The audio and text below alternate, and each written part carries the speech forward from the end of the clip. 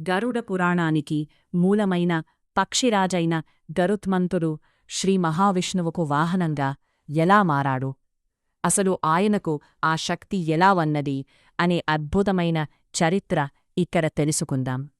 ఈ కథ మహాభారతంలోనూ పురాణాలలోనూ చాలా ప్రముఖంగా కనిపిస్తుంది. గరుత్మంతుని జననం అమృత సాధన మహాచరిత్ర.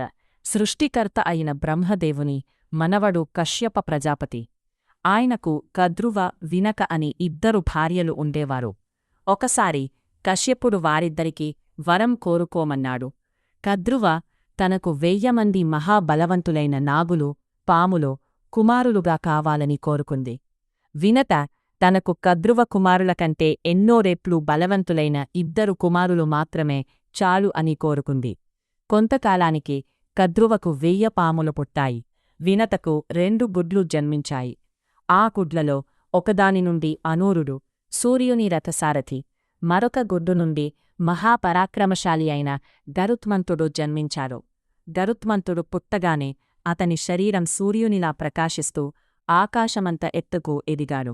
ఒకరోజు కద్రువ, వినత ఆకాశంలో ఎగురుతున్న ఉచ్చైశ్రవం అనే ఇంద్రుని తెల్లటి గుర్రాన్ని చూశారు. కద్రువ ఆ గుర్రం తోక నల్లగా ఉందని అనగా, వినత మొత్తం తెల్లగానే ఉందని వాదించింది. రేపు ఉదయం వెళ్ళి చూద్దామని, ఎవరు ఓడిపోతే వారు గెలిచిన వారికి జీవితాంతం దాసి బానిసగా ఉండాలని పందెం వేసుకున్నారు. కద్రువ తన కుమారులైన పాములను పిలిచి ఆ తెల్లటి గుర్రం తోకకు చుట్టుకుని నల్లగా కనిపించేలా చెయ్యమని మోసం చేసింది. మరుసటి రోజు గుర్రం తోక నల్లగా కనిపించడంతో వినత పందెం ఓడిపోయి తన కుమారుడైన గరుత్మంతునితో సహా కద్రువకు బానిసిగా మారిపోయింది. తన తల్లి వినత పాములకు బానిసగా పడే కష్టాలను చూసి గరుత్మంతుడు తట్టుకోలేకపోయాడు. మా తల్లికి, నాకు ఈ బానిసత్వం పోవాలంటే మేమేం చెయ్యాలి అని నాగులను అడిగాడు. దానికి నాగులు, నువ్వు దేవలోకం, స్వర్గం వెళ్ళి దేవతలతో పోరాడి అక్కడ కట్టుదిట్టమైన భద్రతలో ఉన్న అమృతాన్ని తీసుకువచ్చి మాకు ఇస్తే మీ ఇద్దరికీ స్వేచ్ఛ ప్రసాదిస్తాము అని షరతు పెట్టారు.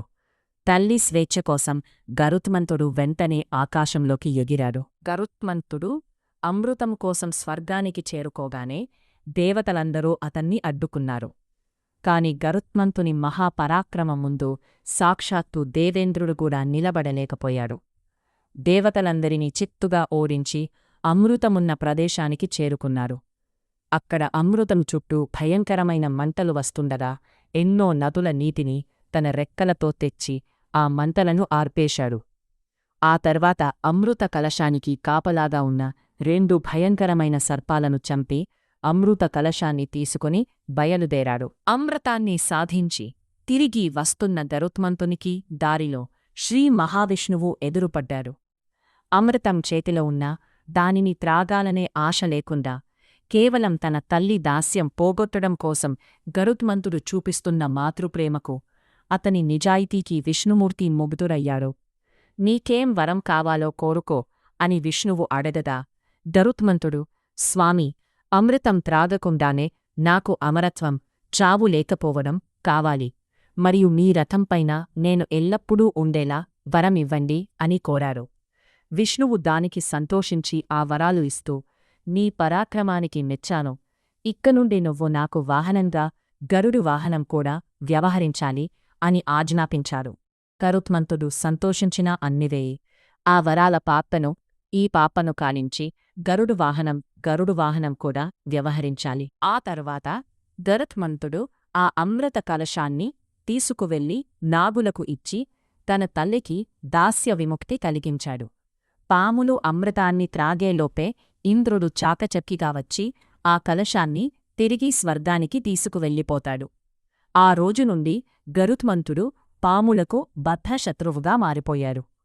తల్లి కోసం ప్రాణాలకు తెగించిన గరుత్మంతుడు ఆ తర్వాత శ్రీ మహావిష్ణువుకు అత్యంత ఇష్టమైన భక్తుడిగా, వాహనంగా వైకుంఠంలో స్థిరపడిపోయాడు. అలా వైకుంఠంలో విష్ణువును మోస్తూ లోక కళ్యాణం కోసం విష్ణువును అనేక ధర్మ సందేహాలు, ప్రాణుల మరణం, నరకం, పాపపుణ్యాలు అడగడం వల్ల ఉద్భవించిందే ఈ గరుడ పురాణం. ఈ వీడియో మీకు నచ్చితే లైక్ చేయండి. మీ మిత్రులకు షేర్ చేయండి. కామెంట్స్లో జై శ్రీరామని రాయండి. మన ఛానల్ను సబ్స్క్రైబ్ చేసుకోవడం మర్చిపోకండి.